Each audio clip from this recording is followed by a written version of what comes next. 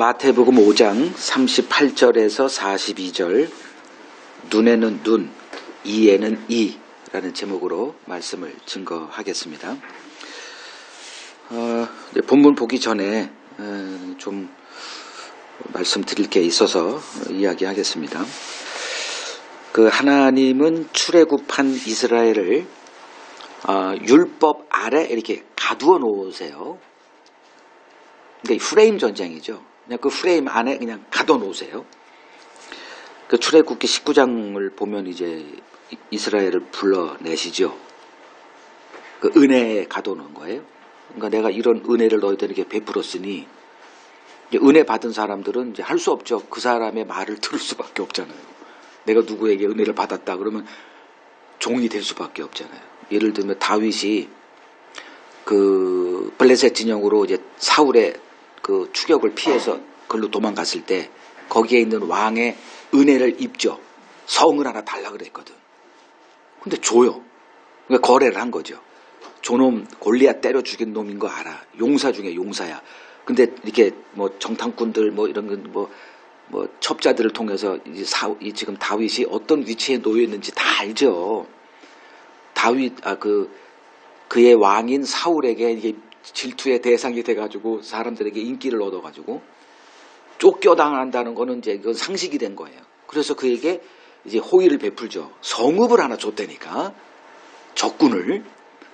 그때 이제 다윗이 내가 은혜를 입었으니 어떻게 보답할까요? 라고 이렇게 얘기를 하잖아요. 다윗이. 하나님의 공급을 받으며 살아야 될 다윗이 이방인에게 은혜를 받고 살고 있으니 얼마나 초라해요. 그게 구조예요. 세상 사람들의. 그러니까 누구에게 받는다 이거는 참 위험한 도박이다라는 것쯤은 알고, 그래서 성경은 무슨 빚 외에는 받지 말라? 사랑의 빚 외에는 받지 말라 이렇게 얘기하는 거예요. 그러니까 성도들이 서로 사랑으로 이렇게 베풀며 살라 그러잖아요. 그런 거는 기쁨으로 받아라. 그건 그 사람이 주는 게 아니라 그 배후에 하나님이 주시는 거니까 주십시오. 그런 거 외에는 거들떠 보지도 말라는 거예요. 왜냐하면 종속이 되니까. 이제 하나님이 은혜를 베풀었거든. 그러니까 종속된 거예요. 하나님 앞에. 그래서 이제 그들이 이제 괜히 이제 검요적죠. 하나님의 은혜를 받고 해방될 수 없는 그 상황에서 해방이 됐거든. 자유 국가가 됐어요. 그래서 그때 이제 하나님이 그들에게 요구한 거 딱 하나. 내가 너희들에게 말하는 이것을 잘 듣고 삼가 지켜 행하라 이렇게. 그럼 그럴 수밖에 없잖아요. 거기서부터 이제 율법 아래 갇힌 삶의 구도로 그들은 살아갈 수밖에 없었죠. 그게 1500년 이스라엘의 삶이에요. 그걸 이제 우리가 정확하게 이해하자는 거예요. 그래서 율법은 이스라엘에겐 헌법이었습니다. 우리는 그냥 성경, 종교적인 어떤 경전 이런 거지만 그들에겐 헌법이니까 우리가 헌법 없이 살 수 있어요. 그럼 한국을 떠나야 돼요. 헌법에 종속돼서 살고 있거든. 잘 모르다가 이제 법에 관련돼서 하면 이 헌법이 우리의 생명과 같은 거구나. 쯤은 경험하고 살잖아요. 그러니까 이스라엘에게 헌법은 율법이었다.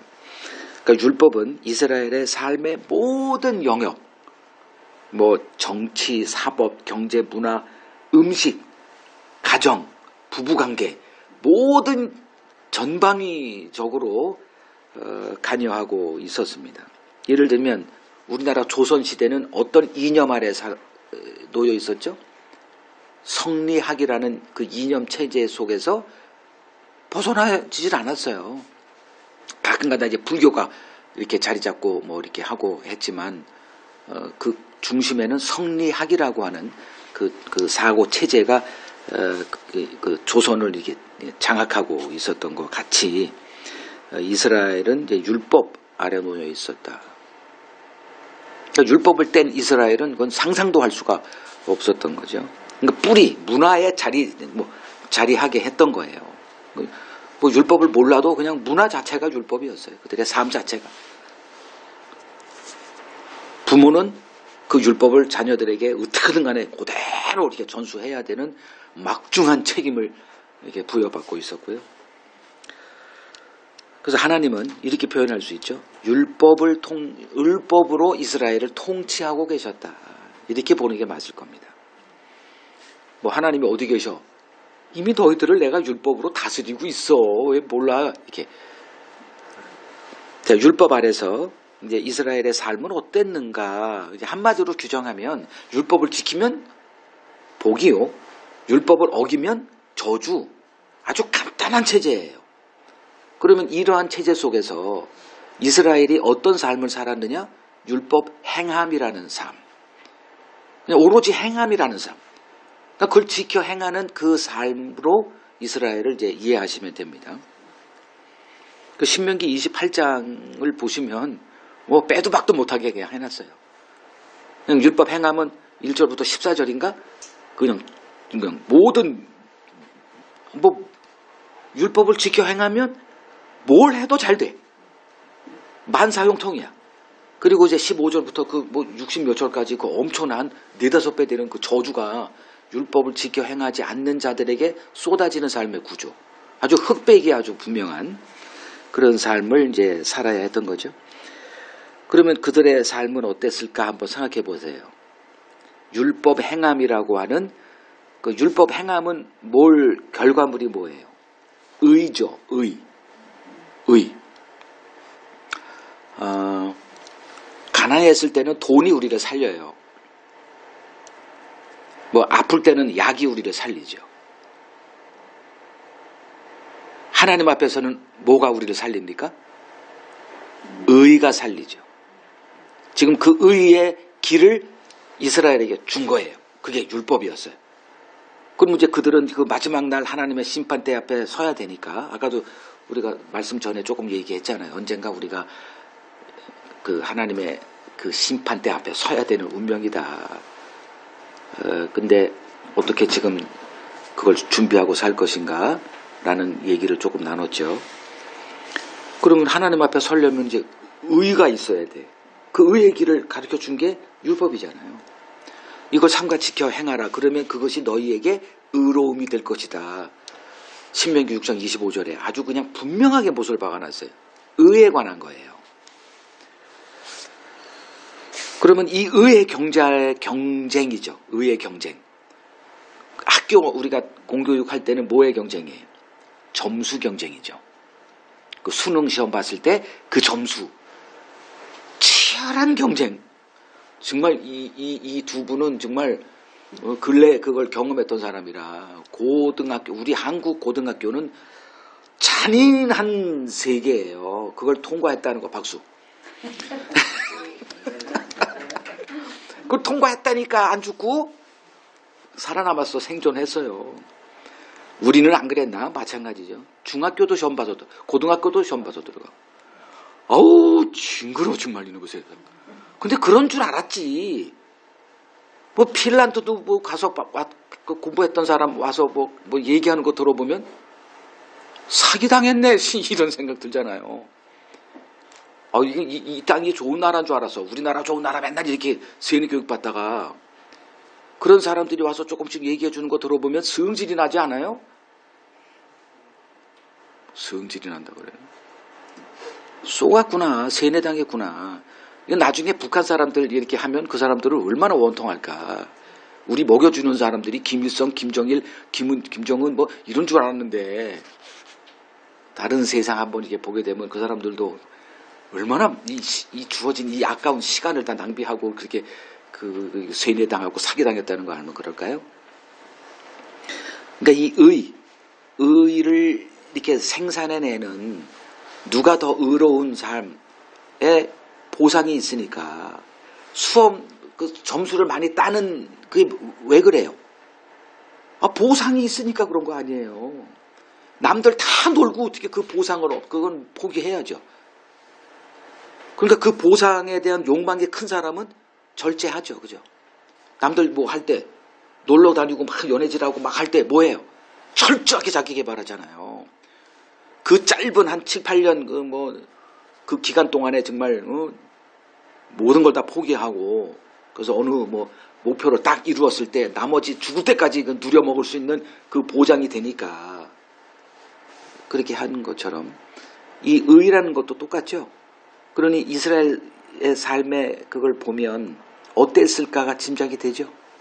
철저한 차별입니다. 그러니까 학교도 마찬가지 아니에요. 철저한 차별이잖아요. 1등급, 3등급 뭐 어떻게 저 후진 대학교 서열이 쫙 돼 있잖아요. 서울대, 연대, 고대 뭐 쫙쫙쫙쫙 이렇게.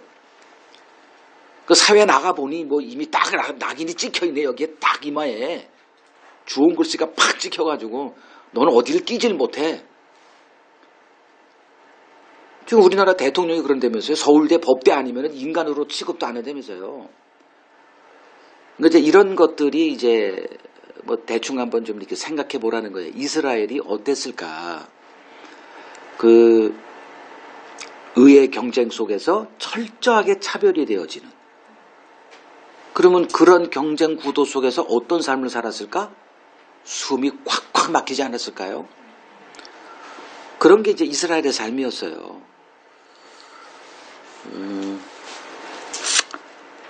그러니까 이제 이들은 그 이제 율법의 행함으로 얻은 자기의라고 하는 이 점수를 많이 따야 되거든. 왜? 그 율법이 말하는 게 그거거든.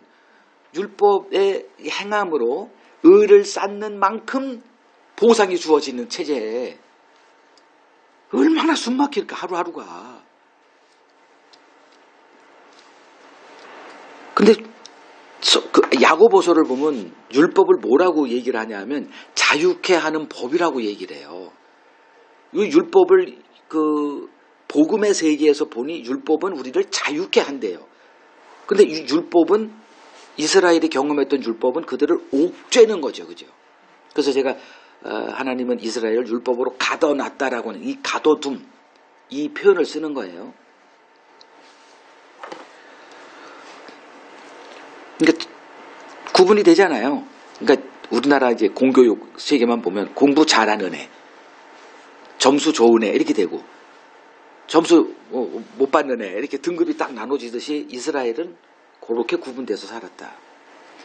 그러니까 율법 행함에 경건함에 그것이 이렇게 좀 많은 사람, 그러니까 자기 절제 모범생들 그리고 그건 뭐 이렇게 뭐 돈이 최고지 뭐 그런 쪽으로 살았던 사람. 그래서 신약에 보면 의인과 죄인들 이렇게 나누죠. 그러니까 죄인은 누구? 율법 행함에 무관심한 사람들.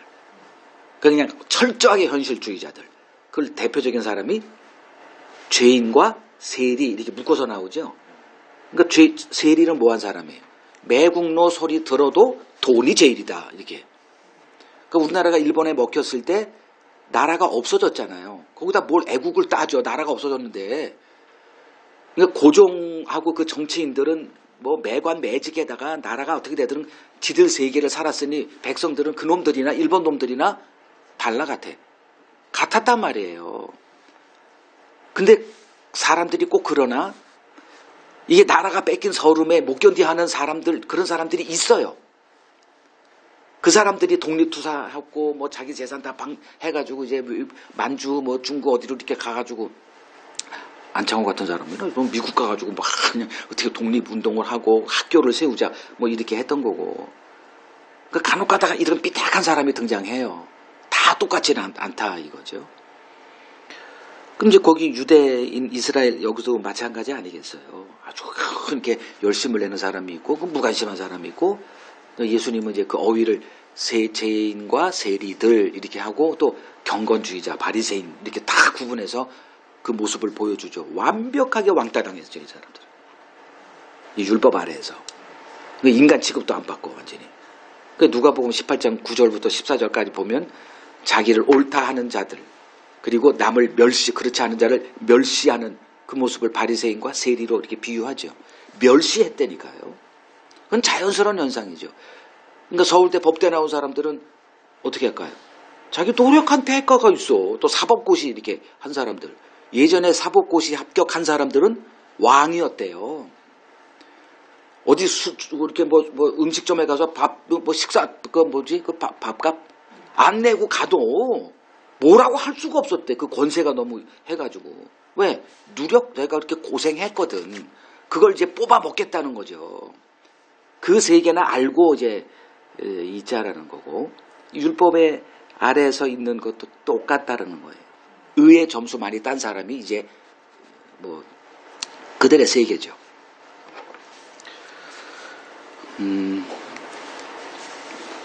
결국 그 결과가 어떻게 됐느냐. 하나님의 의로 등장하신 예수와 충돌할 수밖에 없는 구조로 나라가 세워져 가고 있었던 거죠. 인간은 하나님의 길을 볼 수가 없습니다. 개미가 인간을 이해 못하듯 우리는 하나님을 이해 못해요. 그러니까 철들지 않은 자녀가 부모 이해합니까? 못하죠. 무슨 말인지도 이해 못해요. 철든 후에나 그러면 이제 부모는 거의 뭐 세상 없고 뭐 치매 걸리거나 대화 소통 안 되는, 다 이렇게 살더라고 보니까. 그러니까 하나님의 영이 이제 빠져나간 인간은 하나님과의 동행이 불가능합니다. 하나님을 안다? 이것만큼 거짓말이 없어요. 알게 할 때 알아지는 거지. 우리가 하나님을 안다?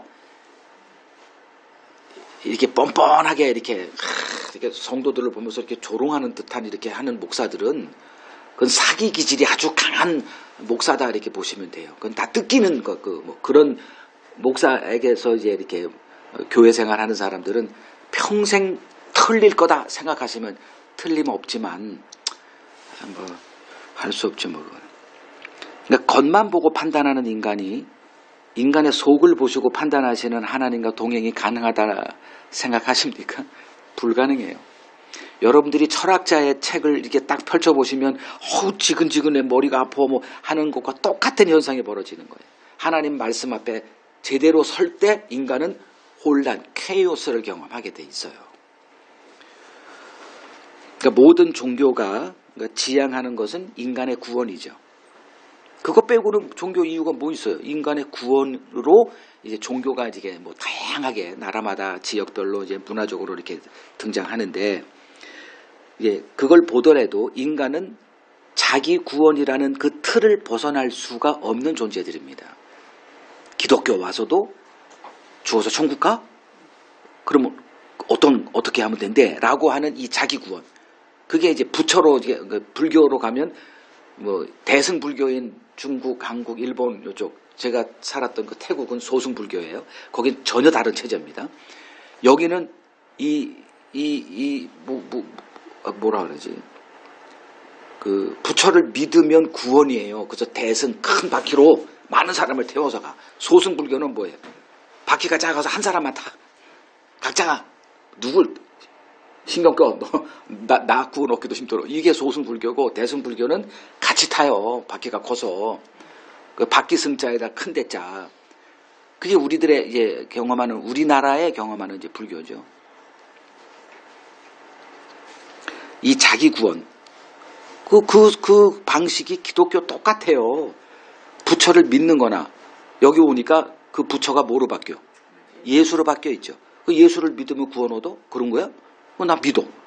나 죽어도 믿어. 배신 안 할 거야. 그럼 거기서는 뭐 하루 멸로고 뭐 부처 안 믿었다가 뭐 그러나? 똑같죠, 그죠? 이 자기 구원이라고 하는 틀에서 인간은 벗어나질 못해요. 그래서 자기 구원의 틀에 갇힌 인간이 하나님이 계획하신 천국을 이해할 수 있다? 애초부터 불가능한 거예요. 그래서 우리들이 이렇게 투시하는, 이렇게 제시하는 천국은 애당초부터 천국이 아니올지다예요. 근데 우리는 덥석 받아들이죠. 교회에서 목사들이 얘기하는 천국은 이런 곳이다 하면 그냥 뭐 누가 천국 갔다 왔다, 지옥 갔다 왔다 그러면 그냥 책이 불티나게 팔리고 궁금하니까. 그러니까 이게 자기 구원의 틀에 갇혀 있는 사람들의 전형적인 종교적인 모습이다. 그래서 그 주님이 바리새인 종교인이죠. 그 사람을 딱 만났을 때 툭 던진 말이 뭐예요? 거듭나지 아니하면 네가 뭘 보지 못해? 하나님의 나라를 보지 못한다 그런 거예요. 구원 얻지 못해 이 소리가 아니고 하나님의 나라를 볼 생각 꿈깨 이렇게 된 거예요. 그러니까 종교의 틀은 뭐다? 자기 구원의 세계예요. 그러니까 오로지 관심은 자기 구원밖에 없거든. 자기 구원이라는 것이 성경에서 말하는 하나님의 구원 안에 포함은 돼 있죠. 그러나 그게 다 전부가 아니에요. 하나님의 구원은 중심은 하나님의 중심이에요. 그 하나님이 계획하신 그 나라를 세우겠다 해서 등장한 게 그 천지 창조고 세상 창조고 인간 창조예요. 거기에 선악과가 있고 사탄이 등장하고 뭐 온갖 것들이 다 등장하는 거예요. 그걸 통해서 하나님의 나라를 결국은 성취 만들어 내고야 말겠다는 거죠. 그건 인간 구원으로는 상상이 안 되는 거예요. 그건 부수물로 등장하는 거고, 하나님이 계획하신 하나님의 나라는 우리들이 생각하는 그 천국하고는 1도 이게 중첩되는 게 없다. 그래서 거듭나지 않으면 하나님 나라 볼 수 없다. 이 선언부터 시작이 된 거죠. 그러니 이 뭔 소리지? 거듭난다는 걸 이제 뭐 하다 보니 내가 다시 엄마 모습, 태 속에 다시 들어갔다가 태어나는 육으로 해석할 수밖에 없는 게 인간의 한계다. 제가 이렇게 말씀을 드리는 거고요. 하나님의 구원은 논리로 이해될 수 있는 게 아니에요. 그래서 뭘 선물로 준다? 믿음을 선물로 줘서 믿음을 바탕으로 이제 하나님의 말씀을 수용하고 거기서부터 새롭게 시작되는 게 이제 하나님의 구원이다 이거예요. 그럼 믿음은 뭐냐? 하나님을 아는 지식이 전제가 된 거예요. 하나님은 우리에게 알려질 수 있다 없다. 인간은 하나님을 알 도리가 없죠. 그러면 믿음은 하나님을 아는 지식이 전제되는데 불가능한 거예요. 이거는 우리가 구원 얻는다는 자체가 불가능한 거죠. 인간은 하나님의 일을 감당하지 못합니다. 예를 들어볼게요. 하박국 1장을 가보세요. 하박국 1장 이제 2절부터 그 3절까지가 이제 하박국 인물 설교 한번 하게 되면 이제 나중에 이제 하박국도 다루게 될 텐데 한 시간 뭐 거쳐서 이 사람은 이 좀 굉장히 까탈스러운 사람인 것 같아요. 인생은 까탈스럽게 봐야 된다.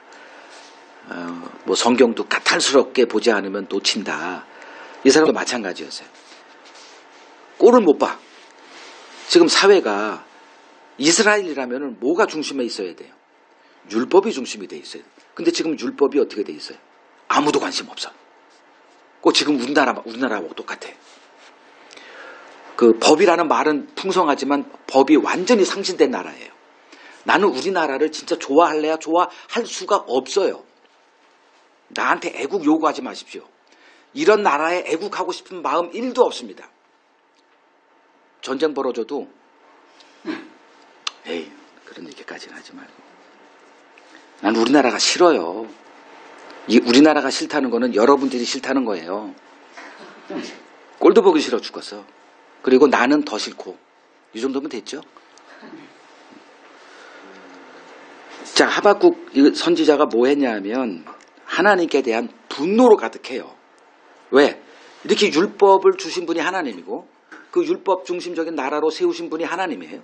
근데 그 나라의 율법이 그냥 이렇게 해이해지고 관심도 없고 온갖 포악과 불의와 곡소리가 난무한데도 아무것도 안 하시는 하나님에 대한 속이 불타오르는 거예요. 그 하소연하는 거예요.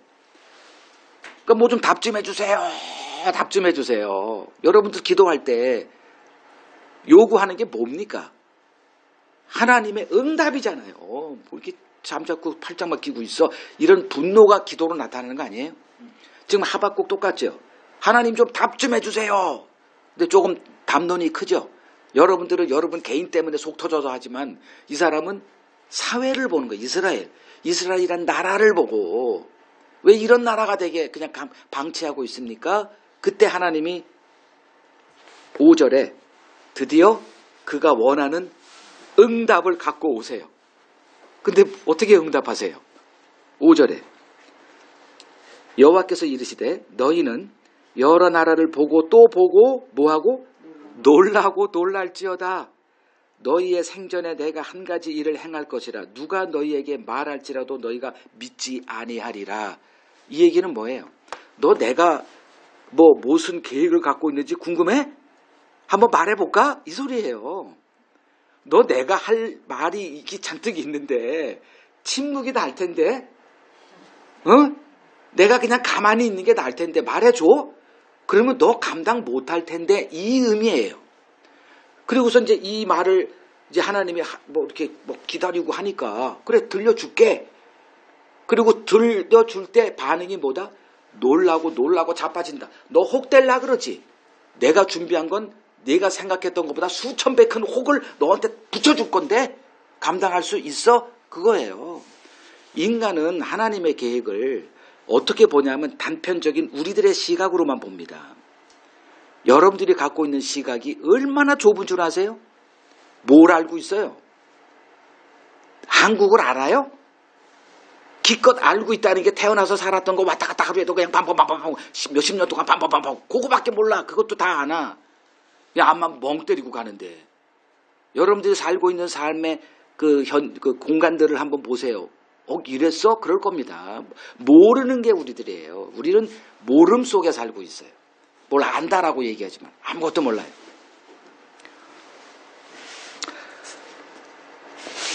이 세상은 하나님의 말씀을 감당 못해요. 그래서 말씀이 육신이 되어 오신 예수를 또한 감당 못해요. 그래서 예수를 제거해버린 거죠. 그게 십자가예요. 십자가는 뭘 얘기하냐? 인간은 하나님을 감당 못한다. 우리 입맛에 안 맞는 거예요. 그래서 제가 이런 소리를 하는 거예요. 우리가 꿈꾸고 있는 천국은 그건 지옥이에요. 이건 알고나 좀 하자는 거지. 나는 예수 죽인 적 없어. 나는 지금 예수 지금 잘 믿고 있어. 라고 주장하는 사람들이 예수를 지금 십자가에 못 박아 죽이고 있는 자들이다. 그들이 믿고 있는 예수는 다른 예수고 그 다른 예수가 곧 마귀예요. 기독교가 말하는 빛은 실상은 어둠입니다. 그들이 말하는 천국 역시 천국이 아니라 뭐다? 지옥이에요. 우리가 태어나고서 살고 있는 이 땅이 뭐다? 지옥입니다. 근데 그걸 보질 못하고 있으니까 지옥 가지 않게 해달라고 예수 믿고 교회 생활 열심히 하고 있는 이 코미디를 벌이고 있는 게 인간이에요. 자, 지금 유대인들은 주어진 율법을 열심히 지켜 행함으로 의롭다 함을 얻고자 하는 삶의 구도를 단 한 번도 벗어난 적이 없죠. 주님은 그들에게 하나님께서 율법을 주신 것은 그런 용도가 아니라는 것을 지금 말씀하고 계시는 거죠. 그게 내가 온 것은 율법을 폐하러 온 게 아니라 율법을 완전하게 하러 왔다. 그 17절에 있는 그 말씀, 그걸 지금 우리가 계속 이제 상수를 하고 뭐 공부하고 있는 거죠. 율법은 지키라고 주어진 게 아니라 뭐 하라? 죄를 알고 너희가 그 죄인임을 알게 하고자 이 고발 기능으로 왔다. 근데 그거를 구원의 수단으로 삼고 율법을 벗으로 삼아서 율법을 친근하게 하고 있으니 여러분들이 성경을 친근하죠, 그죠?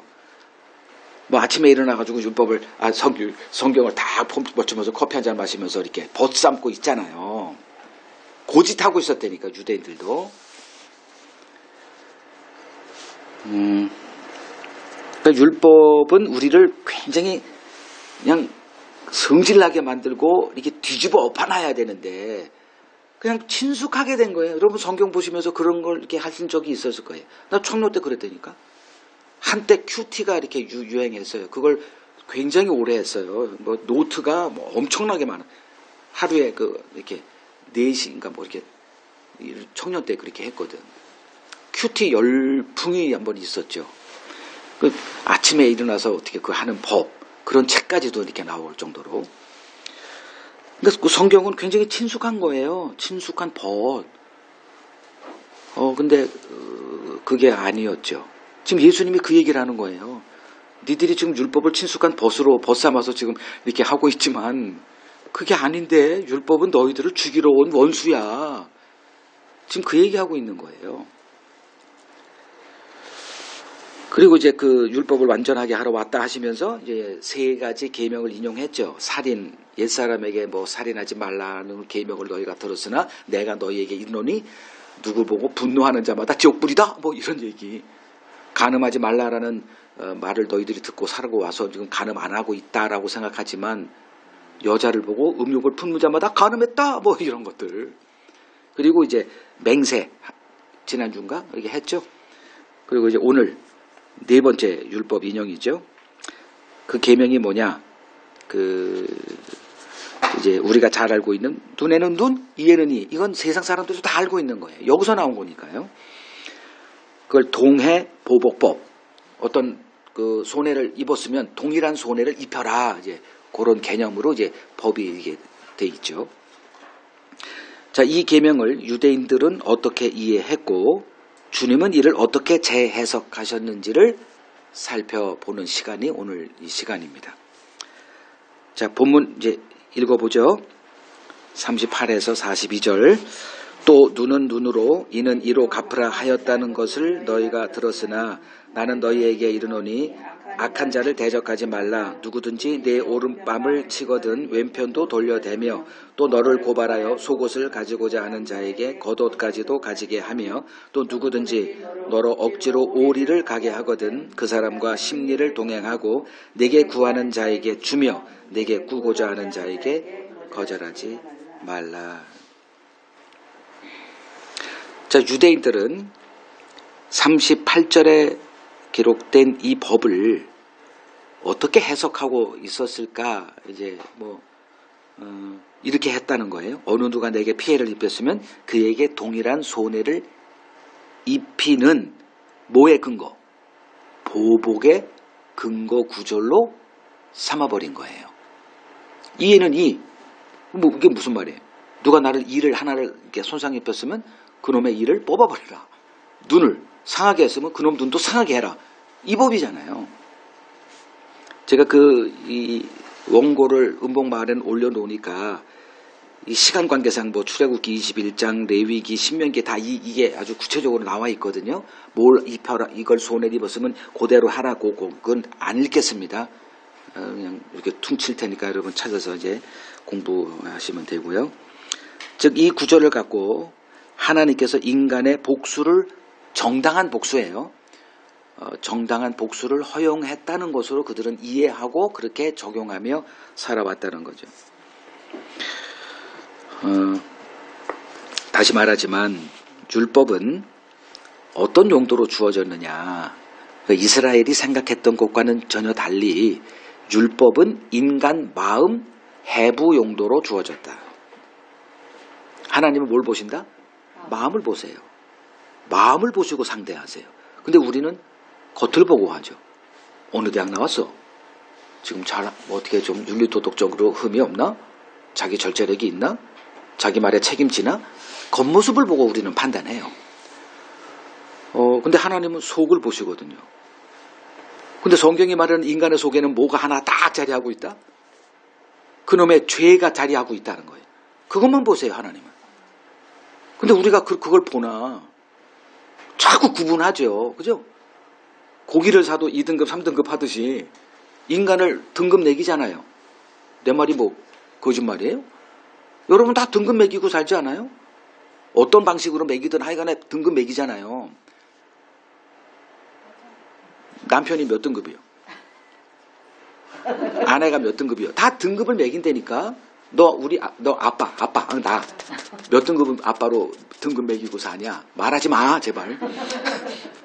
근데 다 등급 매기죠. 나는 너희들을 안 할 것 같니? 근데 점수가 좋아. 요도 한마디 멘트 합시다. 다 등급 매긴다니까. 친구도 마찬가지고 모든 인간을. 우리 대통령 등급 매기죠. 그건 뭐예요? 여론조사로 매주마다 나오잖아요. 월요일마다 아마 지옥일 거예요. 등급 매긴다니까. 근데 하나님은 등급이 있다 없다? 없어요. 다 똑같은 등급. 그냥 하나로 퉁쳐버려요. 그냥. 뭘 잘났어 니들이 이거예요. 그거 가르쳐주고자 뭐가 등장했다? 율법이 등장했다. 그러면 이 계명도 동일한 관점으로 보면 해석은 되어진다예요. 그죠? 자, 이 법을 그대로 실천할 수 있는가 한번 따져보라는 거예요. 어떤 누가 내 아들을 눈을 쳤어. 그래서 장님이 됐네. 아빠라면 가서 그놈 한 눈만 뺄까? 아니 두 눈만 뺄까? 이빨까지 다 뽑아보지 않을까요? 아니 솔직히 얘기를 해봐요. 나만 나쁜 놈 만들지 말고. 눈썹 하나만 뽑았으면 가서 눈썹 하나만 뽑을 사람이 있을까요? 눈을 다 그냥 해버리지? 내가 이걸 소설로 그냥 이렇게 하는 게 아니라 성경에 입증된 것들이에요. 야곱이 이제 그 외삼촌의 집에서 20년 동안 뜯기는 삶을 살다가 못 견뎌가지고 도망쳐 나오죠. 그래서 이제 하나님이 도우시고 뭐 형 에서의 복수에서도 해결되어지고 잘 풀려. 그러면 지가 약속했던 대로 하나님이 나와 함께 하시면 내가 이곳에 그 하나님의 집을 줘드리겠습니다라고 하는 베델의 약속. 온데간데 없어. 이제 화장실 들어갈 때와 들어가 있을 때와 다르죠. 들어가면 나도 5초 만에 나오겠다 해놓고 이제 들어가면 스마트폰 꺼내고 이제 편하게 하는 사람들이 그냥 문을 빨리 나와 해도 그냥 시끄러워. 이제 이런 게 인간이잖아요. 거기서 이제 어디서 머무냐면 세겜이라는 곳에 그냥 머물러 사네, 야곱이. 하나님을 만나고 분이엘이라는 것도 경험했던 이 야곱이 이제 돌아와야죠. 베델로 돌아가야 되는데 안 가. 거기서 이제 있다가 하나님이 이제 돌아갈 수밖에 없는 구도로 만든 게 세겜이란 땅에 세겜 이름이 똑같아요. 세겜이라는 그 놈이 야곱의 딸 다말인가? 디나인가? 디나예요? 디나를 겁탈을 하잖아요. 그리고선 뭐 어떻게 결혼하고 싶다고 막 그러니까 이 야곱 이 아들들이 그러니까 디나의 오빠가 부끄러움을 당한 거예요. 그래서 복수를 하죠. 어떻게 복수합니까? 거기 있는 어떤 여자 하나를 자기들이 겁탈하는 그렇게 이에는 이 눈에는 이 이렇게 하던가요?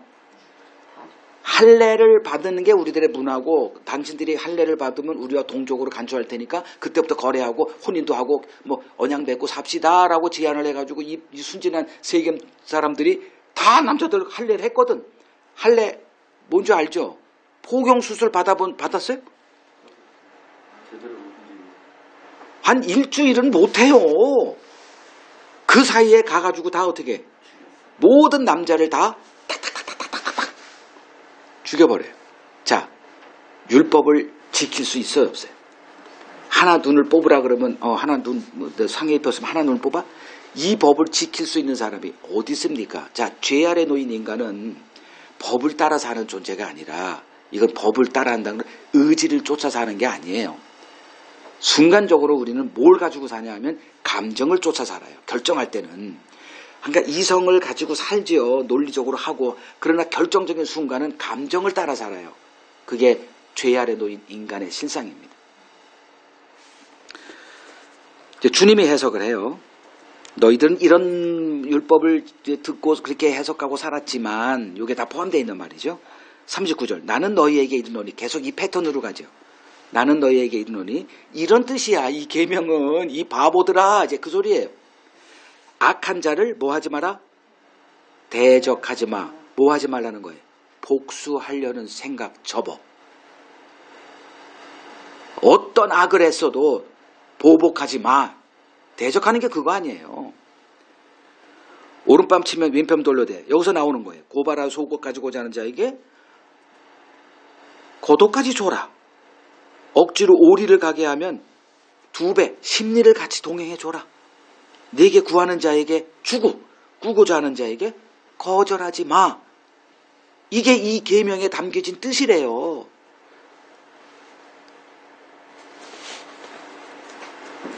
하나님은 우리에게 어떤 경우라도 보복을 허용한 적이 없습니다. 보복한다는 것은 어떤 자리에서 있다는 거예요. 심판주의 자리에 앉겠다는 거죠. 내가 심판자가 돼서 법을 집행하겠다는 거죠. 근데 인간이 과연 심판자의 자리에 앉을 수 있느냐? 이걸 묻고 있는 거예요. 인간은 어떤 존재냐? 하나님의 심판에서 벗어날 길을 찾아야 되는 이 숙제가 주어진 자들이에요. 그걸 알라고 율법이 주어진 거예요. 근데 세상은 하나님의 심판에 대해서 알고나 있습니까? 모르죠, 그죠? 아니, 돈 버는 거에 관심 빠져가지고 살아가는데 하나님의 심판 같은 소리 하면은 웃기고 자빠졌네. 교회를 다녀 이놈의 새끼들아, 이 바퀴벌레 같은 놈들, 이 소리 듣기 딱 맞는 거예요. 아무도 관심 안 가져요. 이러한 세상에서 하나님의 심판은 있어요, 없어요? 우리는 있다고 믿죠. 근데 관심 없죠. 하루하루 뭐만 관심 있어? 돈만 관심 있고 살잖아요. 여러분, 그 아까운 시간을 돈을 주는 어떤 사람에게 그걸 주고 돈을 좀 받아서 살아가고 있잖아요. 이런 세상 현실에서 하나님의 심판이라는 이 개념이 과연 와닿기나 하겠습니까? 솔직히 말해보세요. 지난 1년 동안 하나님의 심판 설교 때나 그 어휘를 들었을 뿐이지, 하나님의 심판에 이게 지배돼가지고 내 모든 세포가 이 심판에서 벗어나고자 혈안돼 본 적이 단 1초라도 있었냐? 없잖아요. 그들에게 하나님이 율법을 줬다니까요. 근데 율법을 의를 쌓는 도구로 삼아버렸으니 하나님의 심판? 언감생신이죠. 그래서 율법을 완전하게 하러 왔다는 거예요. 율법을 확대하겠다는 거예요. 어떤 수준으로? 하나님의 의의 수준으로. 인간의 의의 수준은 이내는 이 하나 뽑는 거 요 정도로 생각한다니까. 그리고 하나님이 복수를 허용했잖아. 이 구절 봐. 눈에는 눈, 이에는 이. 이런 식으로 해석하고 있는 이 인간 세계에 주님이 와서 그게 아닌데 어떤 악한 자도 대적하지 말라는 소리 아니냐. 왜? 이거 할 수 있어? 묻는 거잖아요. 살인은 어디서 나와요? 분노에서 나오는 게 살인이잖아요. 인간의 마음을 보시는 거죠. 그래서 그 가인에게도 이제 하나님이 그의 제사를 안 받아 정성을 다해서 드렸는데 거절당했을 때 얼마나 기분 나빠요. 여러분도 내가 이렇게 정성을 다해서 준비한 선물 딱 줬는데 시담치 않게 가면 모멸감 당하죠. 그죠? 가인이 지금 그래요. 온몸에 분노가 얼굴색이 그냥 변해가지고 뻘개가지고 지금 이러고 있으니 하나님이 네 얼굴색이 왜 그러냐? 그리고선 던진 질문. 내 마음에 도사리고 있는 죄를 다스려. 이게 한 율법이죠. 다스려지든가요? 딱 뒤를 보고 있다가 하나님은 죽일 수 없고 하나님의 사랑을 받고 있는 그 아벨 자기 동생을 들에서 몰래 있다가 돌로 쳐 죽여버리잖아요. 그때가 살인이 벌어진 거예요. 마음에 분노가 일어날 때 살인이 벌어진 거예요. 그러니 다 살인자들이죠. 그죠? 머리가 팽팽 돌아가는 사람들은 살인을 그냥 좀 둔한 사람보다 몇천 배 더 하고 살아가요. 왜? 다 미련하게 보이니까. 그게 우리들이에요. 율법은 우리를 고발하는 기능이지 우리를 하나님 앞에 이끄는 기능이 아니에요. 근데 지금 그렇게 지금 하고 있다는 거죠. 그 주님이 이 해석을 어떻게 하느냐? 선을 베풀고 살래요. 즉 선이라는 건 은혜를 베풀고 살라는 거예요. 왜? 니들이 은혜를 입은 자 아니냐. 그래서 등장한 계명이 뭐냐 하면 이에는 이, 눈에는 눈, 이런 거예요. 이걸 하려면 뭐가 발동이 돼야 된다? 은혜가 발동이 돼야만 이걸 할 수가 있어요. 하나님은 우리에게 단 한 번도 보복의 근거를, 정당성을 부여한 적이 없습니다. 그래서 성경은 언제나 복수는 나의 목, 이렇게 하시는 거예요. 한 번도 우리에게 복수를 허용한 적이 없다니까요. 복수는 나에게 맡겨. 이거예요. 너희들은 인내해. 이겁니다.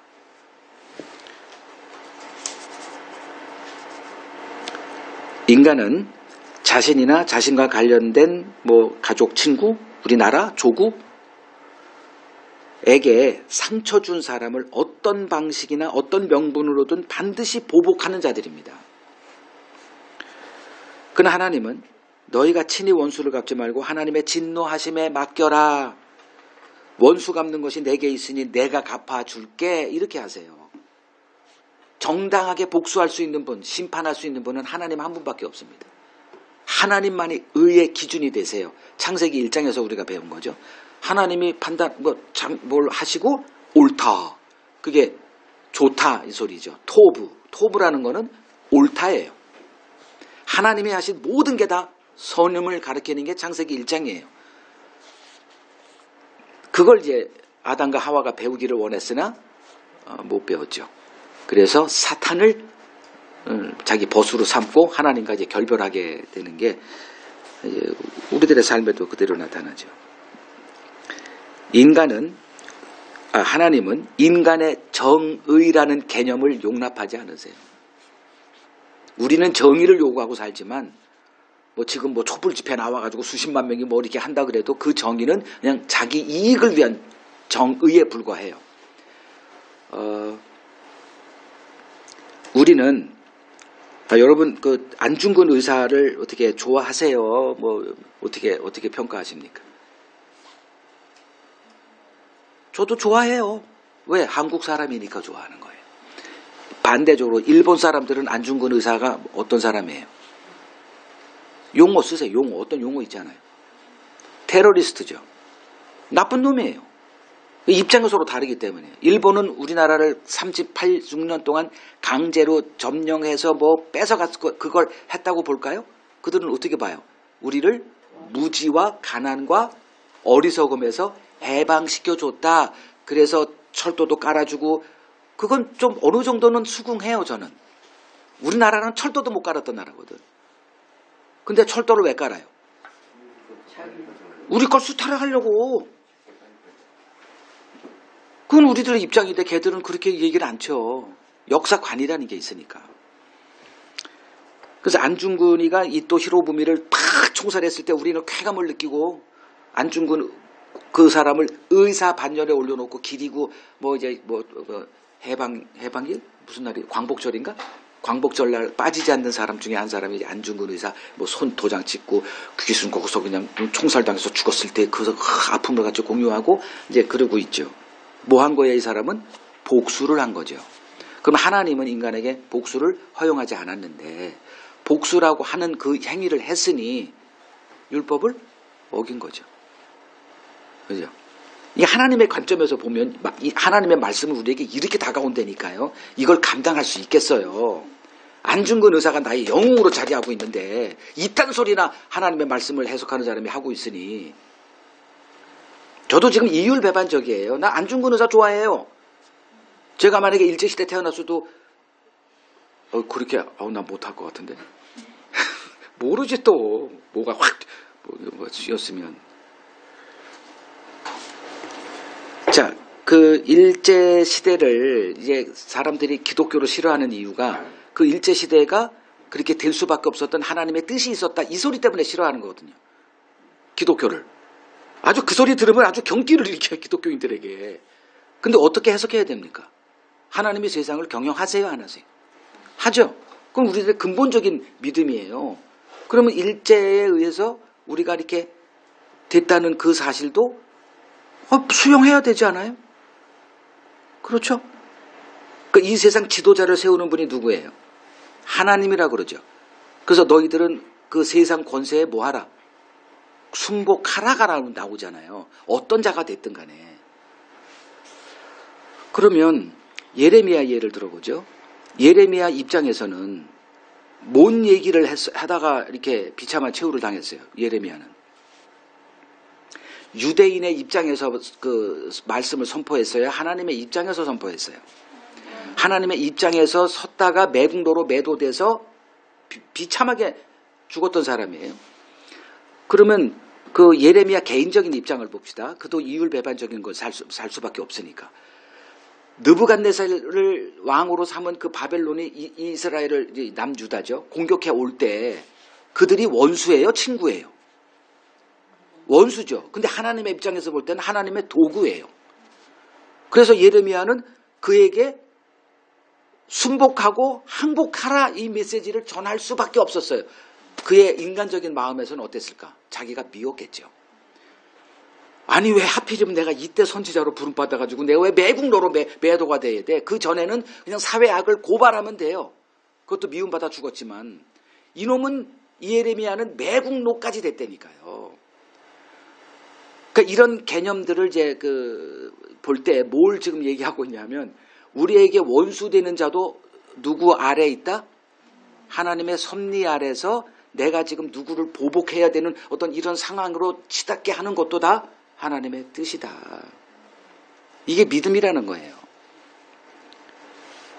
자, 흔히 이제 진보든 보수든 그 누구를 빠뜨리지 않고 얘기하냐면 요새 본 회포를 얘기합니다. 본 회포는 미국 유학 가서 이제 편하게 그냥 신학자의 길을 가면 됐는데, 아니 지금 자기 나라의 어떤 한 지도자가 등장해서 유럽 전체를, 전 세계를 전쟁의 이 도가니로 빠뜨리고 있는 이 미친놈이거든. 그때 주장했던 게, 여러분 한번 생각해 봅시다. 내가 버스를 탔는데 버스 탄 운전기사가 어느 순간에 미친놈으로 등장했을 때 가만 내비두면 다 죽는데, 당신이 그 버스에 탔다면 그 놈을 어떻게 해야 될까요? 끄집어 내리고선 다 살려야 되지 않겠습니까? 이 논리를 주장했던 게 본 회퍼예요. 이건 보수든 진보든 항상 등장하는 사람이에요. 그러니까 그냥 단골 메뉴예요. 이들이 주장하는, 거기도 이 분명한 사례가 있고, 근데 그 사람이 쓴 값싼 뭐 은혜 뭐 이런 것들을 이제 보면 굉장한 신학자임에는 틀림없어요. 근데 그 히틀러를 죽이겠다는 암살단에 가담했다가 잡혀가지고 그 해방, 히틀러가 이제 멸망하고 이 연합군이 승리하기 며칠 전에 죽어, 감옥에서. 빛을 못 보고. 그러니까 죽으니까 영웅이 돼요. 살아있었으면 또 아마 또 추한 일 겪고 뭐 그랬을 거야. 그러니까 죽는 게 영웅 되려면 죽어요. 빨리 죽는 게 나아. 근데 오래 살면 이제 추한 모습 다 또 하다가 다 상대가지고 그러더라고. 그게 이제 예레미야 시대에 벌어졌던 일들. 우리는 그러니까 유대인들이, 그러니까 예레미야는 하나님이 이제 가르쳐 주니까 그 얘기를 한 거고, 그런 계시가 없었던 이 유대인들의 입장에서 보면 하나님의 큰 그림이 보이지가 않죠. 예레미야에 우리가 설교를 제가 38장까지 했습니다. 그러니까 어떤 사람은 댓글에다가 왜 거기서 멈춰요? 항의를 하더라고. 그 정도면 됐다 생각해서 멈췄습니다. 내가 그렇게 답변할 수밖에 없어요. 그 정도 했으면 그 예레미야에게 임한 하나님의 그 여러 가지 구원의 경륜들이 다 있었어요. 그 38장만 가도. 멸망하고 또 그가 애굽에 이렇게 끌려가서 거기서 이제 비참한 최후를 맞이할 때 그 어떤 뭐 경륜들이 있긴 하지만 그것만 봐도 충분하거든. 예레미야서 새 언약도 등장하고 하나님의 그 계획이 뭐냐, 양육하겠다는 거잖아요. 이 풀무불에 집어넣겠다는 거 아니에요. 그걸 그들을 향한 심판이 아니라 징계를 통해서만 그들이 하나님의 계획을 알 수 있으니까. 구원은 뭐다? 하나님을 아는 지식 아닙니까?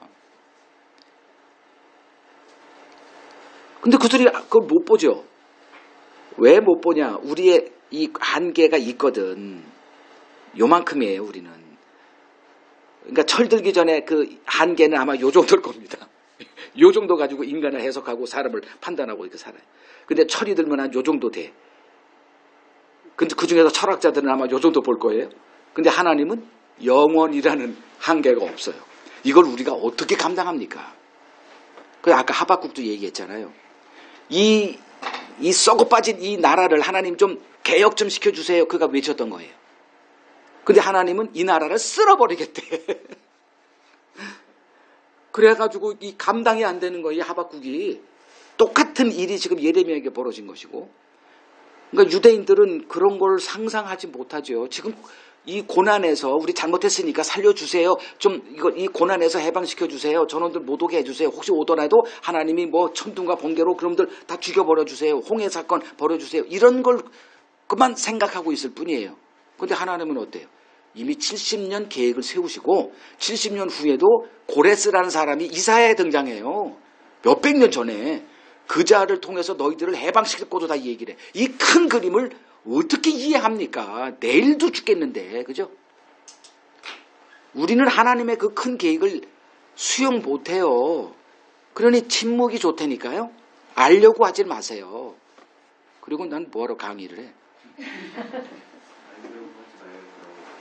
알려고 하지 말고 알아요. 자.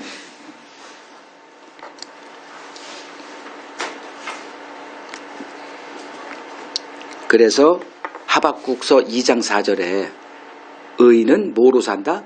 믿음으로 말미암아 살리라. 이 명구가 등장하는 거예요. 이걸 이제 바울도 인용했던 구절이고. 그런 배경을 알고 이 문장을 쓰라는 거예요. 그러니까 우리가 살 수 있는 건, 의인이 되는 거는 뭐다? 믿음을 선물로 받을 때만 가능하다. 그거예요. 지금 예수님은 율법을 완전하게 하시는 일을 지금 수행하고 있는 거죠. 주님이 말씀하시는 핵심은 이거예요. 율법은 지키라고 주어진 것이 아니야. 내 말 좀 들어줘예요. 하나님은 율법을 통해서 뭘 하시냐? 모든 사람을 불순종에 가두어 두고자 하는 거예요. 그게 이제 그 로마서 11장 32절에 나와요. 하나님께서 보시죠. 로마서 11장 32절 하나님이 모든 사람을 순종하지 아니하는 가운데 가두어 두심은 뭐하고자? 모든 사람에게 긍휼을 베풀려 하심이로다. 이 하나님의 계획을 깨달은 첫 사람이 이제 바울이었고요. 우리가 이제 그 바울의 깨달음에 동참하게 되는 거죠. 이것도 계시의 영역이에요. 뭐 바울이 깨달은 걸 썼다고 해서 그것이 뭐 읽는 사람이 다 깨닫느냐? 아니에요. 그것이 깨달은 것은 바울에게 임한 그 은혜가 동일하게 임했기 때문에 깨닫는 거고, 제 설교도 마찬가지일 거예요. 자, 눈에는 눈, 이에는 이라는 이 계명은 복수의 정당한 근거를 제시하는 구절이 아닙니다. 율법이 말하는 것은, 궁극적으로 말하는 것은 이웃 사랑이죠. 그래서 마태복음 22장 37절에서 40절을 보면 율법 중에 누가 어떤 게 가장 큰 계명입니까? 라고 하는 질문 앞에 주님이 하나님을 마음을 다해서 뜻을 다해서 목숨을 다해서 사랑하라. 그 다음에 내 이웃을 내 몸과 같이 사랑하라는 이 계명에 이것이 그 율법과 선지자의 강령, 요약, 정리된 거다. 핵심이다. 이제 이렇게 설명하죠. 그러니까 모든 율법은 뭐다? 이웃 사랑으로. 그래서 지금 이 얘기를 하는 거라니까요. 나는 너희에게 이르노니 악한 자 대적하지 말고 오른판 벌치고 왼판 대는 그달에 구하는 거 거절하지 말고 줘. 오리 심리가 100원 달라 그랬으면 1000원을 줘. 뭐 이런 말씀을 하시는 거예요. 그냥 이걸 하라는 거예요? 아니죠. 이걸 할 수 있냐 또 묻는 거잖아요. 거기서 우리가 입을 다물 수밖에 없다. 그래서 로마서 3장 19절 율법이 말하는 것은 율법 아래 있는 자들에게 말하는 것이니 모든 사람의 입을 막고 하나님의 심판 아래 있게 하려 합니다. 그게 율법의 용도인데 율법을 벗삼아가지고 얼마나 내가 율법과 친한지 이 자랑하고 자빠졌으니 오늘날 목사들이 하는 길이 다 그거잖아요. 성도들 앞에 내가 얼마나 경건한지 새벽 기도부터 시작해가지고 경건의 자랑놀이 하다가 다 지옥 갈 겁니다. 이 사람들. 거기서 벗어나오라는 거예요. 복음이 말하는 건 간단해요. 잘못된 해석에서 나와라. 그리고 주님의 해석 안에 들어가라. 거기서는 하나님의 경륜이 나오는데 모든 사람을 순종하지 아니하는 것에 가둬두심의 경륜이 있고 그래서 모든 사람이 하나님의 긍휼을 맛보게 하려는 궁극적인 그 하나님의 구원 계획이 담겨 있다는 거죠. 그 신약 성서를 보면 하나님이 교회에 요구하는 게 있어요. 보복하지 말고 뭐하라? 손해를 감당하라. 이렇게 말 나옵니다. 근데 소송을 형제끼리 막 할 때 야 이놈들아 니들이 어떻게 그러냐 나한테 뭘 배웠냐. 근데 고린도전서에서 나오는 거예요. 그때 이제 바울이 그들에게 얘기한 게 고린도서 6장에 니들 손에 입힌 것을 어떻게 그냥 참지 못해가지고 법정 소송으로 가지 말고 그 형제가 너희들에게 손에 입힌 거 손해를 그냥 받아. 너 1억 빼갔냐? 1억 받아. 이제 이런 얘기를 합니다. 그렇게 할 수 있는 이유는 딱 하나예요. 너희는 영적 장자들이기 때문에 이렇게 얘기를 합니다. 그걸 누구를 통해서 가르치냐 하면 야곱을 통해서 가르쳐요. 야곱은 하나님이 육적으로는 차자로 태어나게 했죠. 몇 초 사이에. 그리고 육적으로 장자는 에서를 등장시켜요. 그러니까 야곱은 견뎌요, 못 견뎌요? 이 꼴을 못 보는 거예요. 그 몇 초 사이에 내가 왜 이 장자권을 상관없는 자로 내가 살아야 돼? 그래가지고 태어날 때부터 발 뒤꿈치를 잡는 이 욕망의 화신으로 태어난 자가 야곱이죠. 그렇게 구도를 만든 거예요. 그에게 그 에서가 갖고 있는 그 장자권이 이제 선망의 대상이에요. 근데 태어나기 전에 하나님이 신분을 가르쳐 줬죠. 엄마 리브가한테. 누가 장자예요? 진짜 장자는. 야곱이 진짜 장자였음을 알려준 거예요. 근데 엄마도 몰라. 그러니까 엄마도 장자가 닌데 왜 저놈이 태어났으니 속이 뒤집어지. 뒤집어지. 그래가지고 알려주잖아요. 그 팥죽도 엄마가 알려줬으리라는 생각을 해요. 그리고 나이가 70 됐을 때 아버지를 속여서 이제 그 형은 아버지 별미 만들려 이제 사냥하러 돌아다니고, 그때 변장해가지고 아버지한테 가가지고 속여가지고 결국 그냥 침이 꼴깍꼴깍 그 위기를 넘기고 결국은 축복을 다 받아가지고 장자가 됐네? 그 헛짓거리예요, 헛짓거리. 그거 하지 않아도 하나님은 그를 뭐로 봐요? 영적 장자예요. 근데 그걸 가르쳐 주고자 걔는 태어났고 그 교훈을 우리에게 남기고 떠났어요. 야곱에게서 봐야 될 건 뭐냐? 영적 장자를 육적 장자의 관점으로 바라본 결과 이 시간 낭비하고 20년 동안 그걸 이 헛된 세월을 낭비한다. 그걸 알라는 거예요. 우리는 누구다? 이미 다 그리스도 안에서 이미 장자로 태어난 신부입니다. 뭘 해서가 되는 게 아니다. 이 비밀을 알려주는 첫째 수단이 율법이었어요. 이럼에도 불구하고 하나님이 우리를 천국 상속자 만든 이유가 뭘까? 그리스도라고 하는 그분을 등장시킴으로써 모두가 다 그분의 무릎 꿇고 그분의 발에 입을 맞추는 자로 세우시려는 그 하나님의 계획, 우리를 초대하신 거죠. 이게 말씀을 배우는 이유예요. 그 하나님의 큰 경륜을 같이 배워라. 그리고 하나님의 긍휼을 입은 자로 하나님 앞에 서라. 그러면 새로운 세상이 보일 것이다. 이걸 거듭남이라고 하는 거죠. 뭐가 보여? 드디어 하나님의 나라가 보이기 시작할 것이다. 하나님은 우리를 어디로 초대하시느냐? 하나님이 계획하신 그 아름다운 나라. 거기에는 인간의 죄가 개입되지 않은 나라예요. 우리는 지금 인간의 죄가 장악하는 이 세상, 즉 지옥을 태어나서부터 맛보고 있습니다.